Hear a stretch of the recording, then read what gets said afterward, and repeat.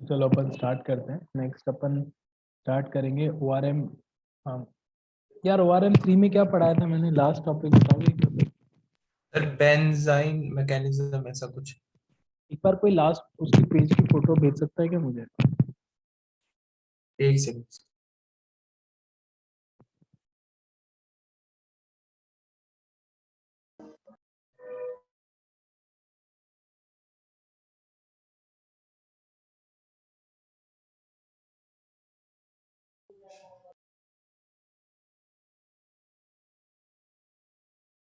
भेज दी सर।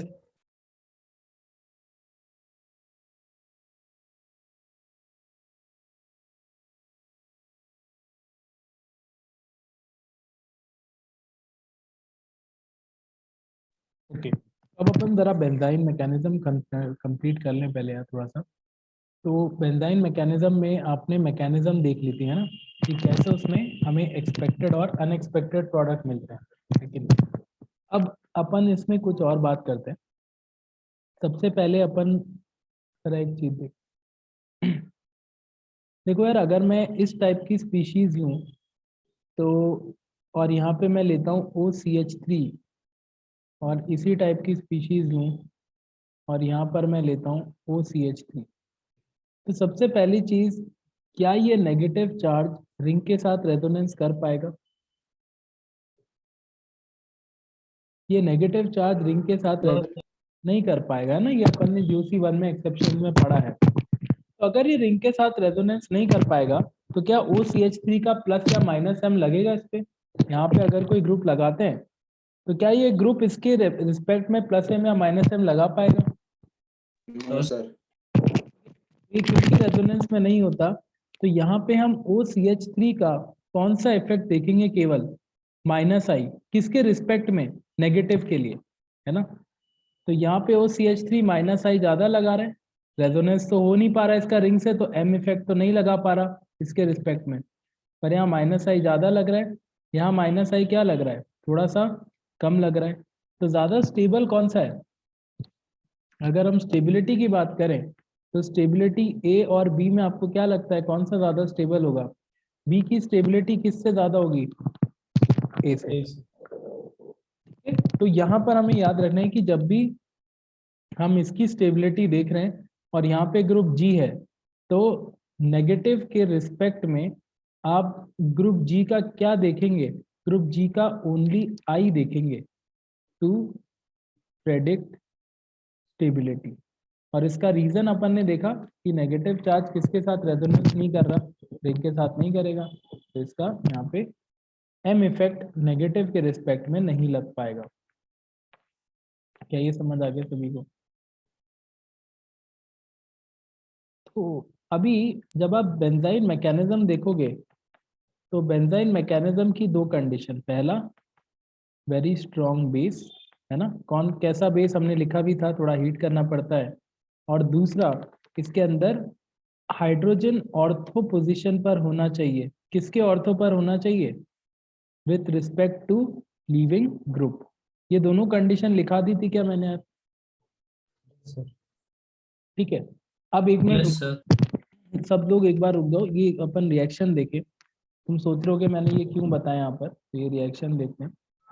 जैसे मान लो मेरे पास है Cl और यहाँ पर CH3, ठीक है, और मैंने यहाँ पे NH2 माइनस डेल्टा। तो आपको पता है यहाँ बेंजाइन मैकेनिज्म से रिएक्शन जाएगी।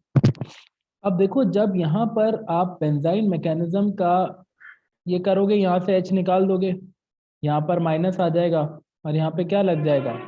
Triple bond. मैकेनिज्म देख के बना लोगे। अब जब NH2 माइनस यहाँ पर ऐड होगा तो आपके पास दो टाइप के एनायन बन सकते हैं।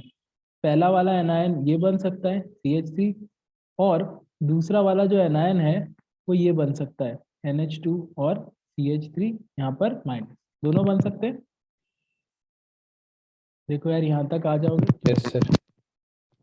अब इन दोनों में से मोर स्टेबल कौन सा है? देखो, एनायन के रिस्पेक्ट में आप CH3 का कौन सा इफेक्ट देखोगे? केवल प्लस आई। प्लस आई। यहाँ प्लस आई ज्यादा लग रहा है CH3 का, और यहाँ एनायन के रिस्पेक्ट में CH3 का प्लस आई बहुत कम हो गया है ना, दूर है। तो मोर स्टेबल एनायन कौन सा है? राइट साइड वाला। एनायन वाला जो है वो ए ज्यादा है बी से, क्योंकि अरे ए नहीं है, सॉरी, बी ज्यादा है ए से, है ना? क्योंकि बी में यार आई कम लग रहा है, इलेक्ट्रॉन कम मिल रहा है उसको, ए में वो ज्यादा इलेक्ट्रॉन देगा, दुखी हो जाएगा माइनस से। तो बी ग्रेटर देन ए, और इसीलिए जो मेजर प्रोडक्ट होगा वो किससे बनेगा? जो मेजर प्रोडक्ट होगा, एक तो ये प्रोडक्ट मिलेगा, एच लगा दोगे यहाँ पे, और दूसरा ये प्रोडक्ट मिलेगा। तो मेजर प्रोडक्ट कौन सा होगा बेटा? जो मेजर एनायन से बना होगा, और मेजर एनायन कौन सा है? बी। तो ये वाला जो प्रोडक्ट आएगा, ये आपका बेंजाइन मैकेनिज्म में कौन सा प्रोडक्ट आ जाएगा? ये आपका आ जाएगा मेजर प्रोडक्ट। क्या ये समझ में आया? Yes sir. तक लिखो, आगे देखो।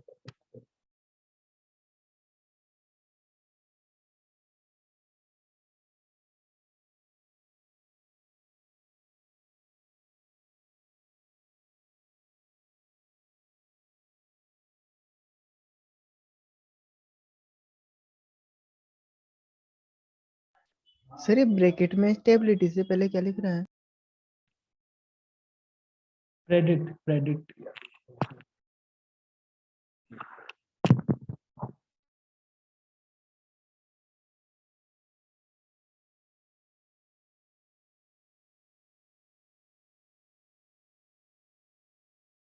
सर ये जो बेंजाइन मैकेनिज्म वाला जो आपने लिखवाया है तो पहले भी लिखा रखा है, वापस लिखना है क्या?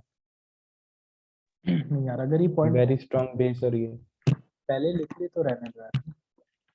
ठीक है सर।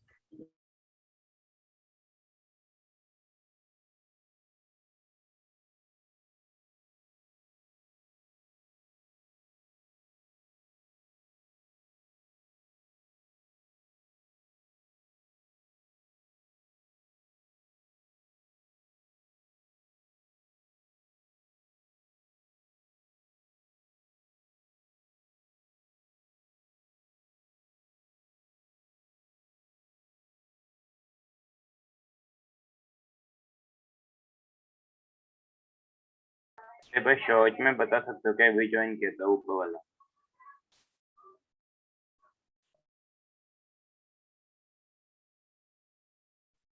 सर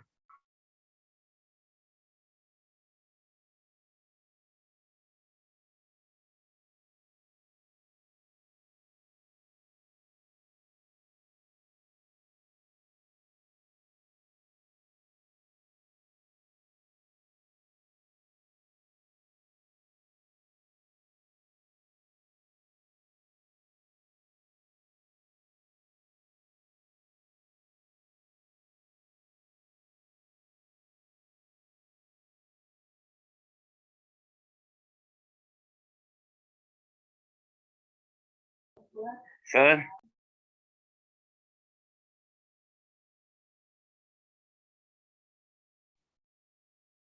हेलो, आवाज आ रही है सभी को? यस सर एक बार ऊपर वाले शॉर्ट में बता सकते हो क्या अभी ज्वाइन किया था? रुको, ये ऊपर वाला है ना, मैं तुम्हें एक और एग्जांपल से समझाता हूँ। एक बार ये लिख नोट कर लिया क्या तुमने आप? कर रहे हैं यस सर। सर। चलो कर लो, फिर मैं अभी हार्दिक डन सर।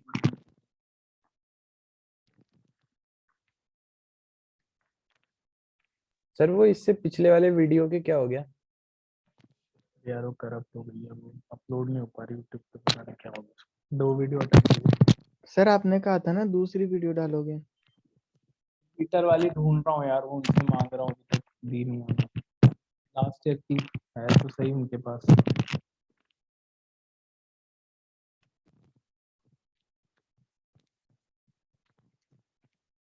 देखो शायद आज दे देंगे, बोला है आज ना, कल बोला था लिया सर तो। ORM3 और कितना बचा है? बस यार हो गया, ये एक 2-4 एग्जांपल और है, फिर ये तो खत्म है। तो फिर ORM4 हाँ फिर ORM4 कर लेंगे। कल ऑफलाइन क्लास है क्या तुम्हारी, या ऑनलाइन है? क्या इन्होंने टाइम टेबल? ऑफलाइन है सर। ऑफलाइन है Offline। सर। हाँ तो कल ORM4 स्टार्ट कर देंगे, उसके बाद। ऑनलाइन नहीं रखा था ना टाइम टेबल में तो। अरे नहीं यार, इन्होंने टाइम टेबल ऑफलाइन है सर, वो बोल दिया था बाद में। बोल दिया था सर, देखना है। चेंज कर दिया उन्होंने। और संडे को देखो, संडे को लूंगा 2 घंटे एक्स्ट्रा क्लास, तो ये मान लो कि हो जाएगा तुम्हारा ORM 4 भी हो जाएगा। चलो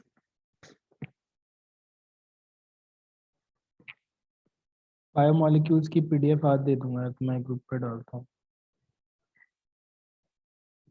डन सर। मिटा दूँ? चले आगे यार, लिख लिया सबने? यस सर, तो ये ऊपर वाले बता देना। हाँ अभी बताता हूँ बेटा, देख तुम देखो एग्जाम्पल से समझाऊंगा। ये लो, अब जैसे मान लो मेरे पास ये है Cl और यहाँ पर है OCH, ठीक है। और अब की बार यहाँ पर मैं वापस लेता हूँ NH2 माइनस और डेल्टा। तो सबसे पहले अपन जानते हैं यार, यहाँ पे ट्रिपल बॉन्डिंग होगी, ये बनेगा अनस्टेबल इंटरमीडिएट। और फिर जब NH2 माइनस ऐड होगा तो यहाँ पर NH2 पे माइनस और OCH3, और इधर NH2 माइनस और OCH3, ठीक है। अब देखो ये जो नेगेटिव होता है ना बेटा, ये वाला नेगेटिव, ये किसके साथ रेजोनेंस में नहीं होता? रिंग के साथ रेजोनेंस में नहीं होता ना, याद आएगा GOC1 से, है ना? आप Yes, देखो तो OCH3 जब ये रिंग के साथ रेजोनेंस ही नहीं करेगा तो क्या OCH3 इसके रिस्पेक्ट में -m+m लगा पाएगा अपना? No sir. नहीं लगा सर। पाएगा, ठीक है। तो इसका मतलब ये है कि OCH3 का यहाँ पे -i काम कर रहा है केवल इसके नेगेटिव के रिस्पेक्ट में, और इसके रिस्पेक्ट में -i। ज्यादा स्टेबल एनायन कौन सा है? ये वाला, है ना? Yes sir. और मेजर प्रोडक्ट भी कौन बना देगा फिर? जो ज़्यादा स्टेबल एनायन है वही क्या बनाएगा? ये बन जाएगा आपका मेजर प्रोडक्ट, और ये वाला क्या बन जाएगा? ये वाला थोड़ा सा कम होगा। अगर देखो तब वो मान, फर्स्ट स्टेप है ना, Cl से ये आना है, ये कैसे होता है Cl से ट्रिपल बॉन्ड? यार ये देखो मैकेनिज्म में दे रखा है, मैकेनिज्म देखो एक बार। अब देखो ये अगर मान लो ये है NH2 माइनस और डेल्टा, तो Cl के ऑर्थो में H होना चाहिए ना, मैकेनिज्म फॉलो करते जाओ। तो यहाँ तो H है नहीं, तो कहाँ से H जाएगा? यहीं से जाएगा। Yes sir. और फिर जब माइनस आएगा बेटा तो -Cl को निकाल देगा, और फिर आपको क्या मिल जाएगा? यहाँ पे ट्रिपल बॉन्डिंग सिचुएशन मिल जाएगी। और फिर जब NH2 ऐड करेगा तो क्या मेरे को मेजर प्रोडक्ट बता सकते हो? एक NH2 यहाँ पर आ गया माइनस, और एक जो है NH2 यहाँ पर आ गया CH3 और माइनस। बता सकते हो कौन सा ज़्यादा स्टेबल है? राइट वाला। यहाँ पे +i ज़्यादा होगा, CH3 परेशान करेगा इसको, यहाँ पे +i कम होगा, तो ये राइट वाला। वेरी गुड, मेजर एनायन है। और इसी से क्या बना दोगे आप? इसी से बना दोगे मेजर प्रोडक्ट, और इधर वाले से क्या बना दोगे? माइनर NH2 और CH3, ये माइनर और ये मेजर। तो ये आपको ध्यान रखना है किसमें? बेंजाइम मैकेनिज्म में। बेंजाइम मैकेनिज्म में एक चीज और याद रखना, जनरली हीटिंग थोड़ी ज़रूरी होती है, क्योंकि इसमें स्ट्रॉन्ग बेस लेते हैं और इस तरह की एसिड बेस स्टेप लेते हैं, तो बेंजाइम में जनरली हीटिंग इन्वॉल्व होती है ना, हाई टेम्परेचर तक ले जाते हैं इसको। सर ये जो लास्ट में माइनस की जगह H ऐड हो रहा है सर, वो वाटर की वजह से हो रहा है क्या? यार इसमें NH2 जब NH3 में कन्वर्ट हो जाता है ना, तो जब ये माइनस है वापस वो इंटर कन्वर्टेबली H+ ले लेता है NH3।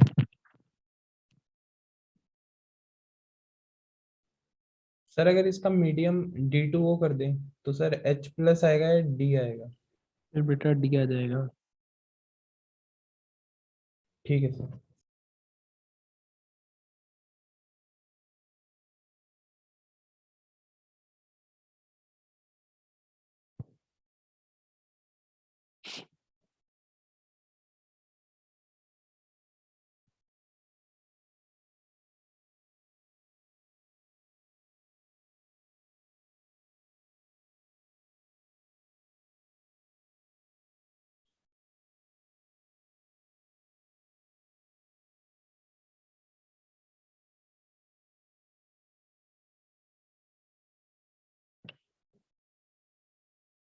Done sir. रुकना सर अभी।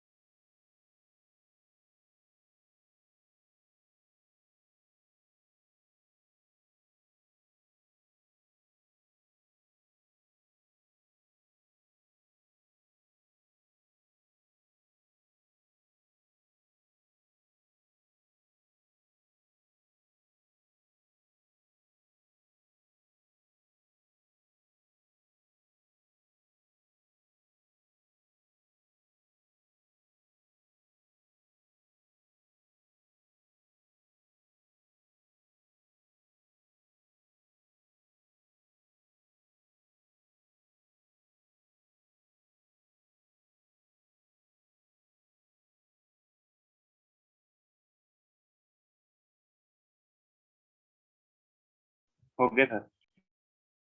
Done sir. चलो तो आगे चलते हैं।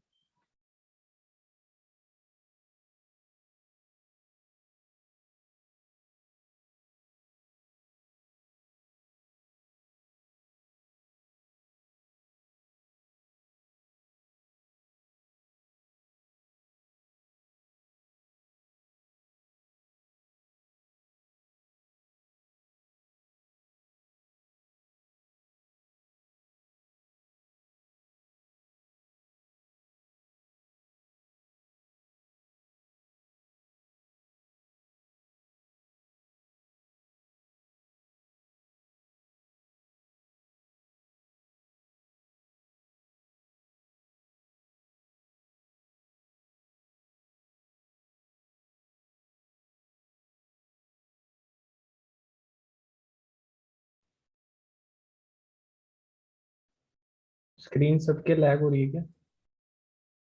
हाँ सर ने लिखा ना एक। हाँ ठीक।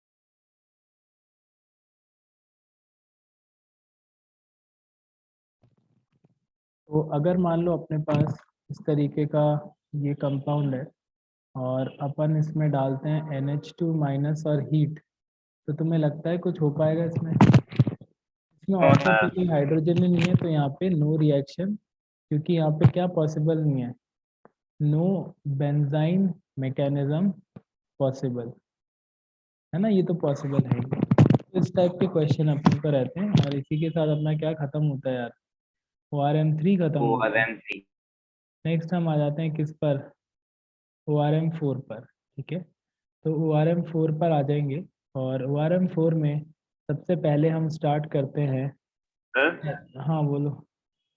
तो ये वाला जो था ऊपर वाला एग्जांपल, इसमें मतलब CH3 के अगर अपन हाइड्रोजन ले ले तो। नहीं यार, वो मतलब फिर वो ये एलिमिनेशन नहीं करा पाएगा ना, तो बेंजीन में होता है। Okay sir.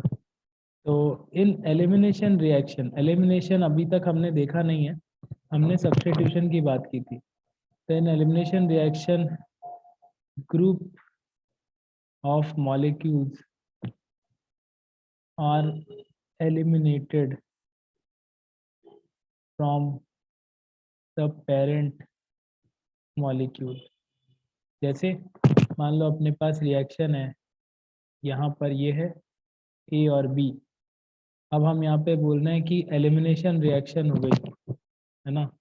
तो एलिमिनेशन रिएक्शन जब आप कराओगे तो यहाँ पर क्या हो जाएगा, डबल बॉन्ड ये, और ये ग्रुप्स हमने निकाल दिए इस तरीके से। इस टाइप की रिएक्शन को बोलते हैं एलिमिनेशन। अगर आप देखोगे तो इन रिएक्शंस के लिए जो एलिमिनेशन रिएक्शन होती है उसमें क्या होता है, सिग्मा बॉन्ड कम हो रहा है और पाई बॉन्ड बन रहा है ना। तो एलिमिनेशन रिएक्शंस जनरली कैसे होंगी? एंडोथर्मिक, है ना? सिग्मा बॉन्ड ज्यादा स्टेबल होता है सर थोड़ी डिस्टरबेंस आ रही सर माइक में साथ। यार, पता नहीं।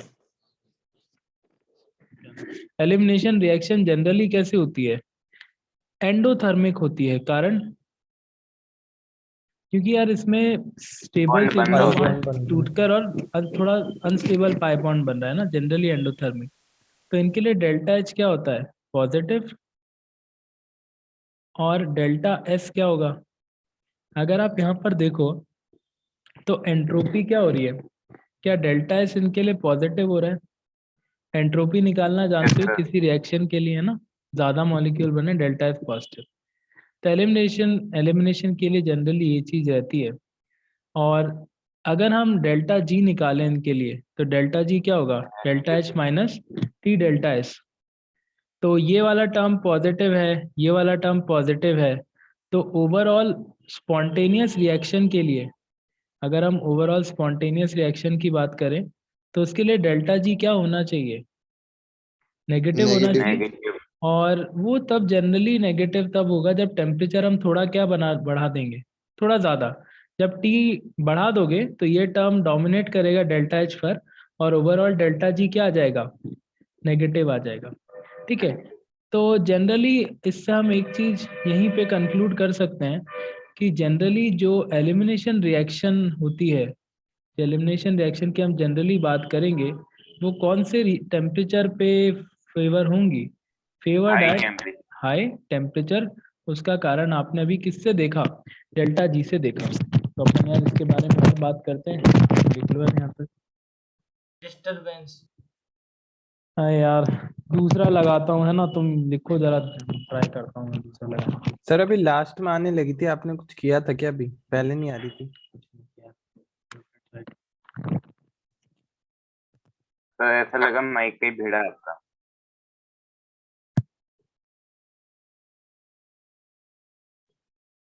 ये अब भी डिस्टर्बेंस। बोलते ही हो गई सर। चलो मैं कनेक्ट कर रहा हूँ, तुम लोग लिखो जरा, मैं कनेक्ट करता हूँ।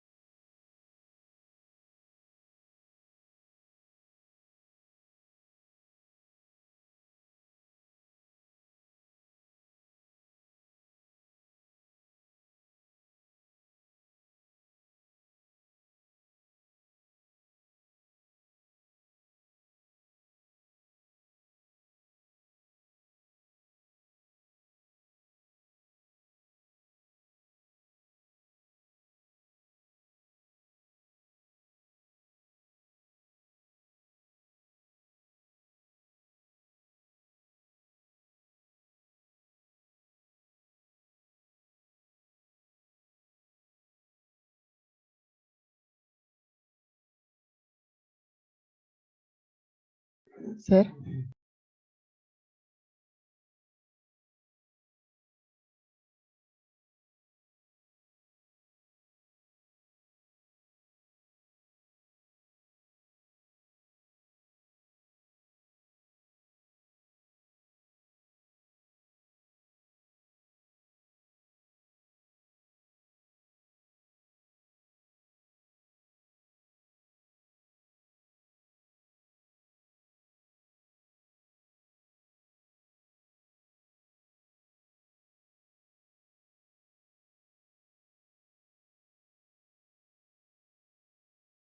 देखना यार, अब सही आ रही है। हाँ सर। सर एक बार ये रिएक्शन सर एंडोथर्मिक कैसे हुई है, दोबारा बता दो। इसमें पाई बॉन्ड सिग्मा बॉन्ड टूटता है और पाई बॉन्ड बनता है बेटा, तो सिग्मा बॉन्ड थोड़ा ज्यादा स्टेबल होता है ना पाई बॉन्ड से, तो इस प्रोसेस में एनर्जी देनी पड़ जाती है। हाँ सर। चलें आगे, लिख लिया? Yes sir. सर हाँ सर। चलो, तो अब हम स्टार्ट करते हैं। सबसे पहले टाइप की रिएक्शन हेडिंग डालोगे द E1 रिएक्शन। पहले कहानी देखो यार, इसमें होता क्या है। देखो हमने इस सर वॉइस थोड़ी कम है।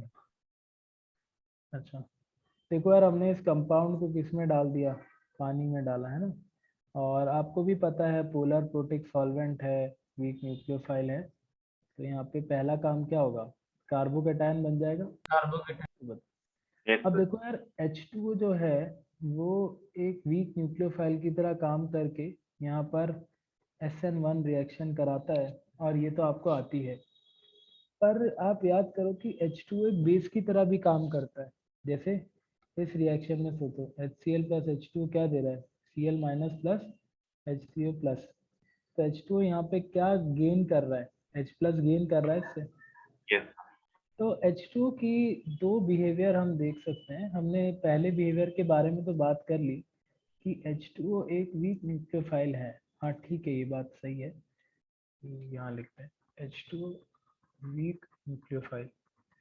पर H2O का दूसरा बिहेवियर क्या है, ये एक वीक बेस की तरह भी काम कर सकता है। तो देखो यहाँ पर जब हम ये लेंगे तो ये आपका कार्बोकेटायन है CH3, ये हाइड्रोजन है, और यहाँ पर CH3।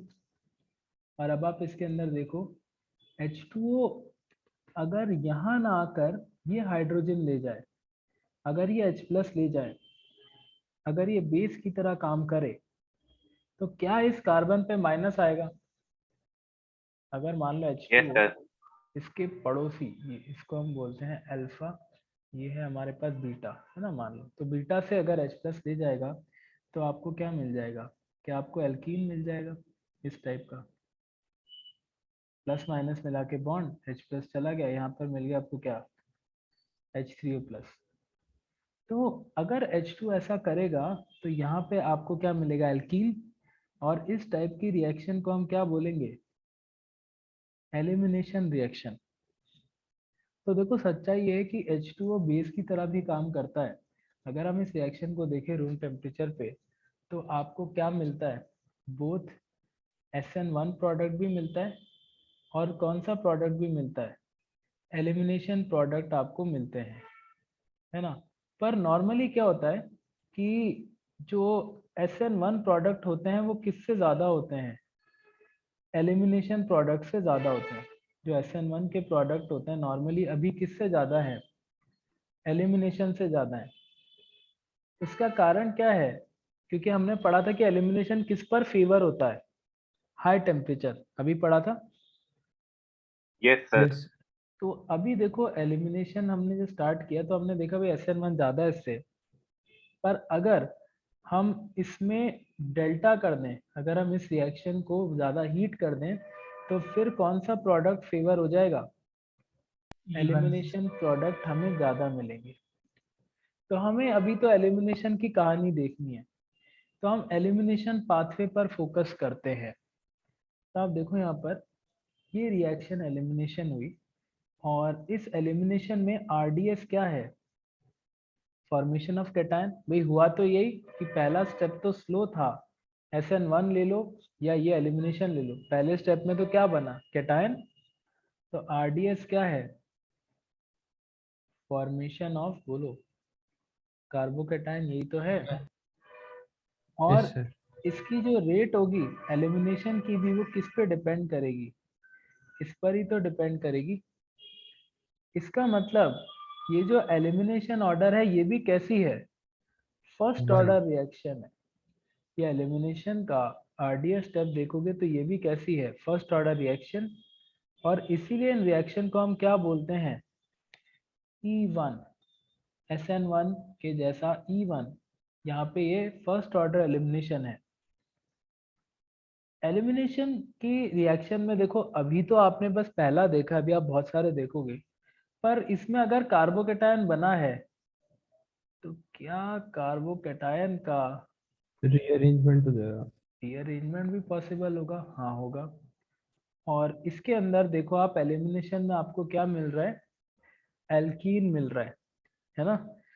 जो भी हो, इस एलिमिनेशन में पहले तो कैटायन बन रहा है, उसके बाद H2O एक वीक बेस जाके H निकाल रहा है ना? तो इवन रिएक्शन की कंडीशन किसकी तरह होती है? SN1 की तरह। अगर नॉर्मल टेम्परेचर लो तो सब्सटीट्यूशन ज्यादा है, पर अगर टेम्परेचर बढ़ा दो तो फिर कौन ज्यादा होने लग जाता है? इवन। पर कंडीशन तो वही है। क्या है इवन की कंडीशन? बोलो। Polar protic solvent. क्यों? कैटायन बनने के लिए यार पोलर प्रोटिक सॉल्वेंट चाहिए, वो स्टेबल करता है। और दूसरा, SN1 में चाहिए था वीक न्यूक्लियोफाइल, E1 में क्या चाहिए?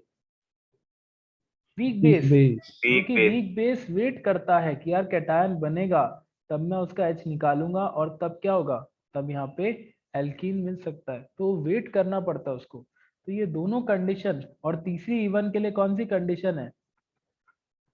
High temperature. हाई। टेम्परेचर बढ़ा देंगे तो इवन तो ज्यादा हो गई। तो यार अभी बस इतना लिख लो, फिर मैं एक दो पॉइंट और लिख के और एक्सप्लेन करता हूँ। सिर्फ नीचे अपने रेट ऑफ फर्स्ट ऑर्डर वाला लिखा ना, ये बताने पर। यार इसमें जो RDS है वो क्या है बेटा? फॉर्मेशन ऑफ कार्बोकेटायन, यस है ना? और कार्बोकेटायन बेटा वो क्या बनेगा? वो ज्यादा मतलब फर्स्ट ऑर्डर ही है ना, क्योंकि कार्बोकेटायन वाली रेट पे तो पहला यही तो था। एल्काइल क्लोराइड ही तो फर्स्ट वाला था जो पार्ट ले रहा है, और तो कोई है नहीं, तो इसीलिए फर्स्ट फर्स्ट ऑर्डर है ऑर्डर का बेटा। मतलब है वो बताओगे? फर्स्ट ऑर्डर का मतलब ये जो पावर आ रही है वो फर्स्ट ऑर्डर है। सी जो रेट एक्सप्रेशन में पावर आती है ना, वो फर्स्ट ऑर्डर है। हाँ सर।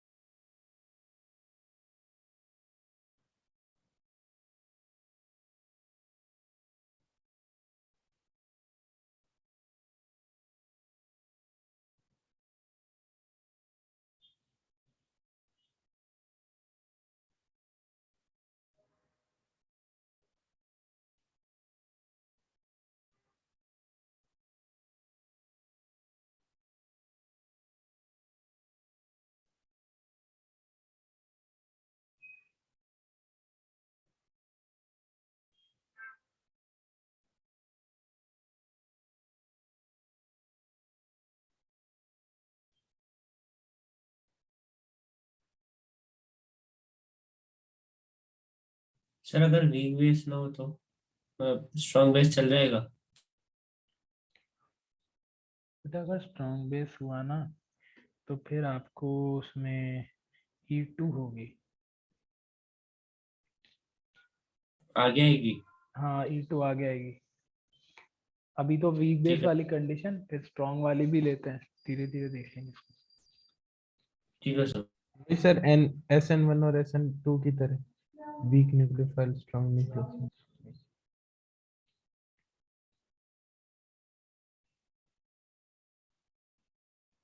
सर क्लास कब तक लोगे? 8:30 तक तो, 8:25 मान लो।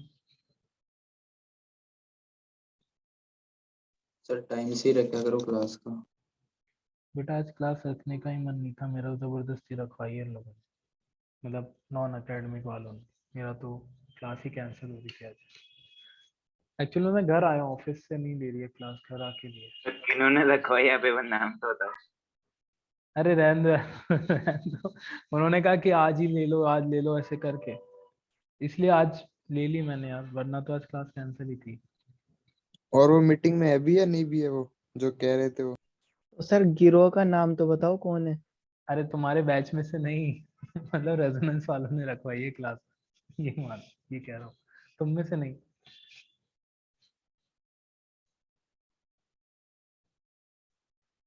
बस यार बोर्ड की फाइट है और कुछ नहीं, एक बार बोर्ड होएगा ना फिर पूरा अपना नॉर्मल ही चलेगा, जैसे बोर्ड की थोड़ी फाइट है यार। हमारा भी वही चल रहा है सर। Done sir. चले आगे। Done sir. Yes sir. Sir एक सर ये अल्फा और बीटा पोजीशन कैसे सिलेक्ट हो रही है सर, ये बताना है। मतलब इस, ये जो है ना, इस रिएक्शन में जो अल्फा पोजीशन कहते हैं जिस पर लीविंग ग्रुप लगा है, और उसके पड़ोसी कार्बन को बीटा बोलेंगे अभी के लिए, है ना। ठीक है सर। चलो आगे कर रहा हूँ।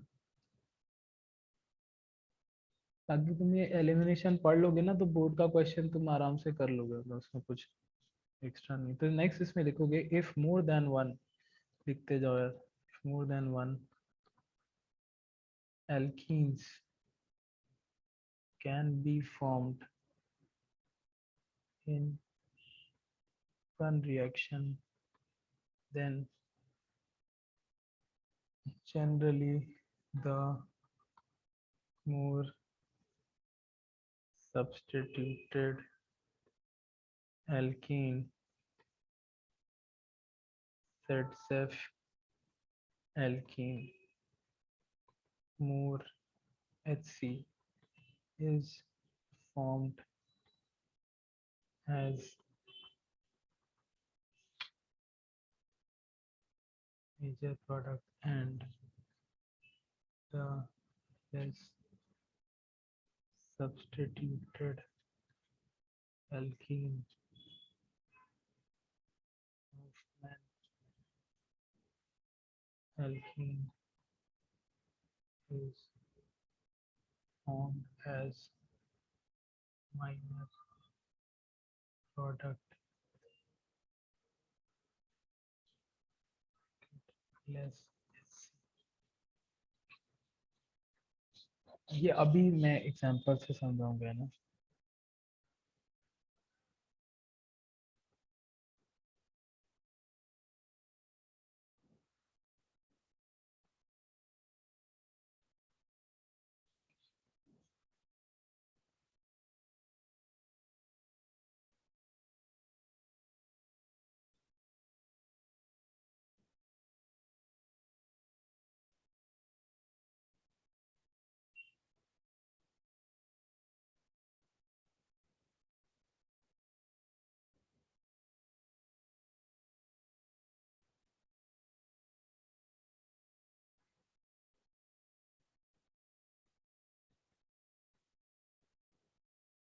सर हॉफमैन एल्किन चाहिए, क्या लिखा है? Hofmann alkene Less less HC, less hyper conjugation.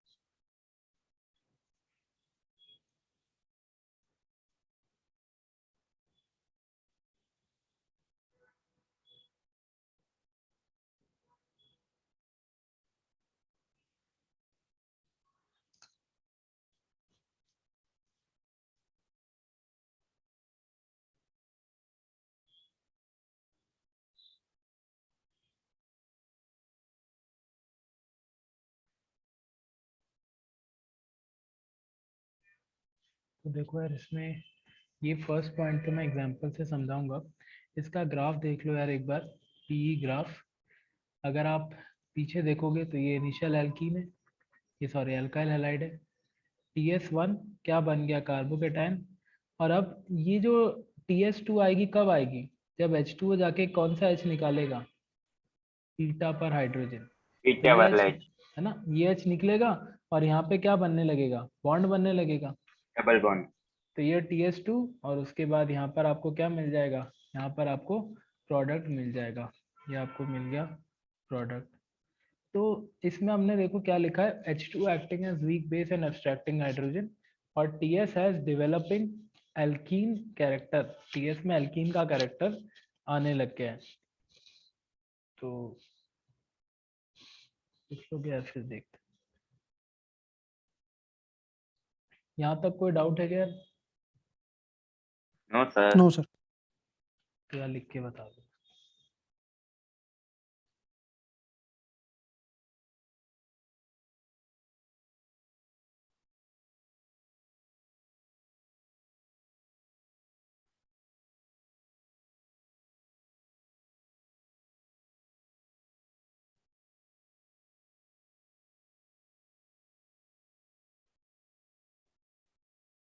Done sir.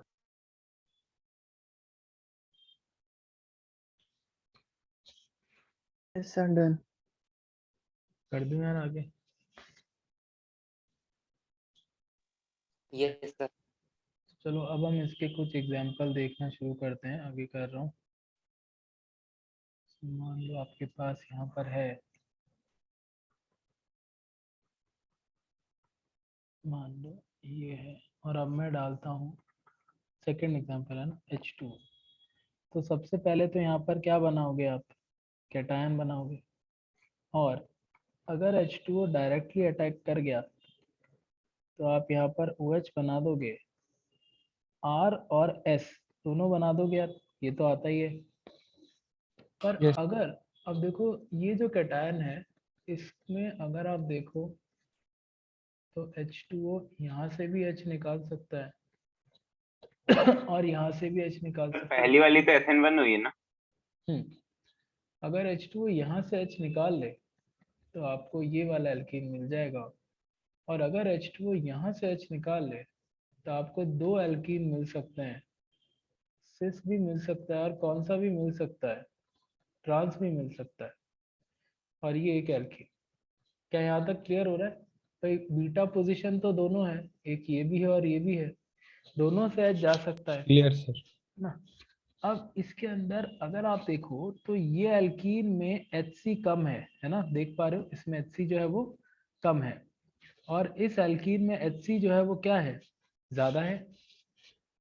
तो यस। जिस अगर मान लो एक से ज्यादा एल्कीन बन पाए तो अपन खुद जानते हैं कि जो ज्यादा स्टेबल एल्कीन होगा वो क्या होगा, वो जल्दी जल्दी बनेगा।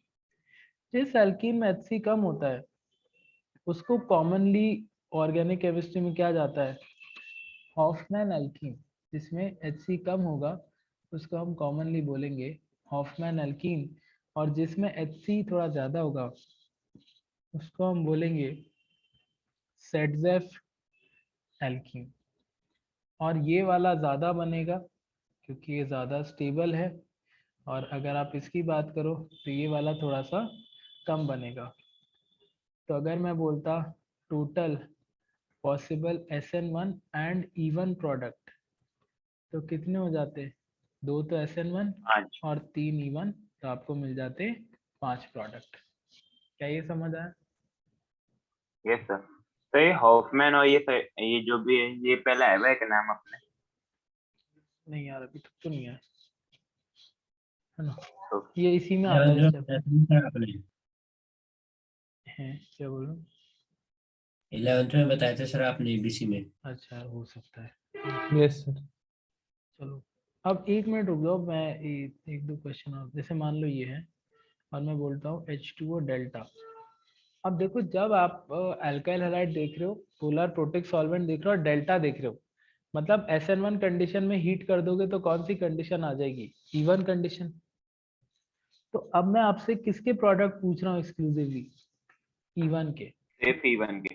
ठीक है, तो आप पहला काम क्या करोगे, कैटायन बनाओगे, ये तो आप बना भी दोगे। अब इस कैटायन का क्या कराओगे,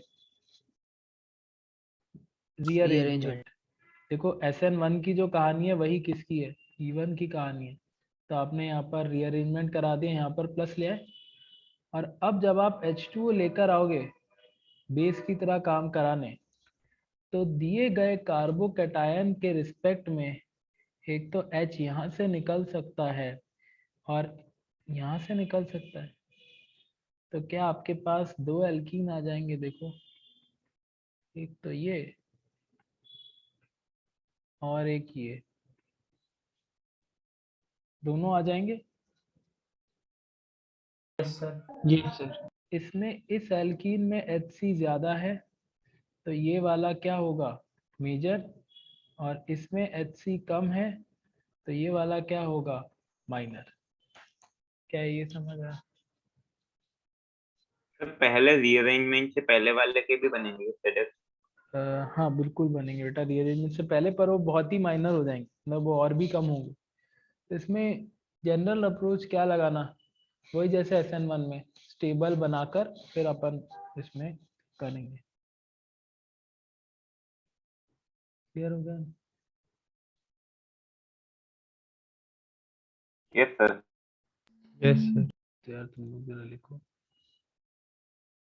तो मेरी स्क्रीन दिख रही है, व्हाइट बोर्ड दिख रहा है अभी? Whiteboard. Yes sir. तब मैं इसमें और लिखता हूँ।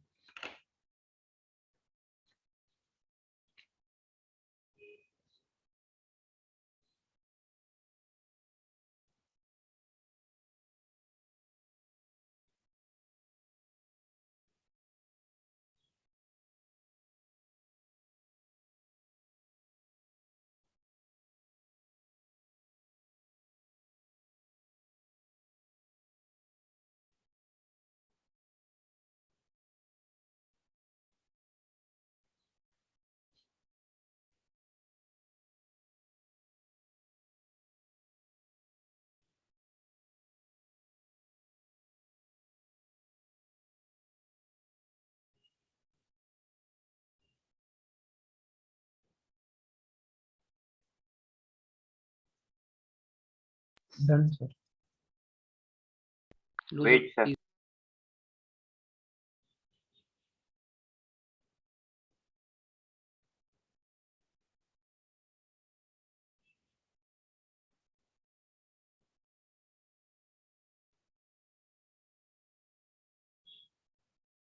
Done sir. Wait sir.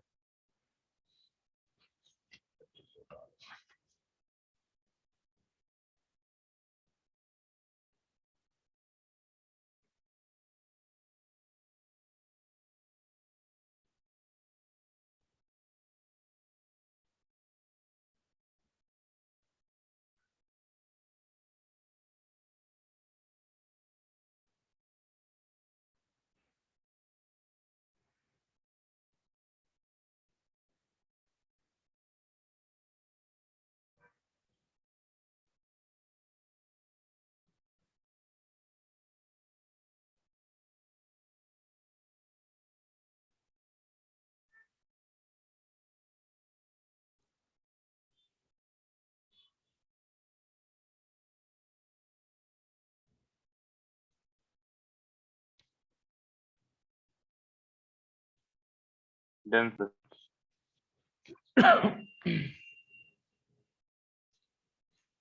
तो चलो अब अपन इसमें आगे चलते हैं, और इसके अंदर नेक्स्ट अपन कुछ और एग्जांपल देखेंगे जिससे अपन इसमें और बात करेंगे।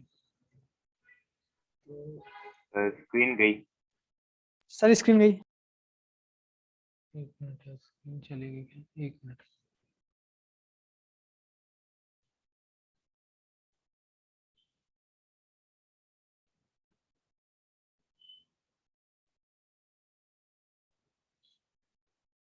यार अब दिख रही है क्या? No sir. No sir. No sir.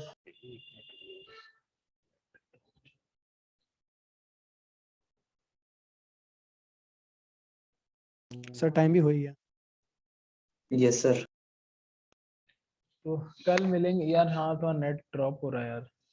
तो यस कल सर, अपन आज ड्रॉप होएगा। Bye sir. Bye bye sir. Sir. ठीक है बाय बाय। चलो संडे मिलेंगे फिर एक्स्ट्रा, है ना। Bye sir. सर कल भी तो है ना। हाँ कल मिलेंगे फिर संडे मिलेंगे। Bye sir. Bye sir. Bye. रोज मिलेंगे सर।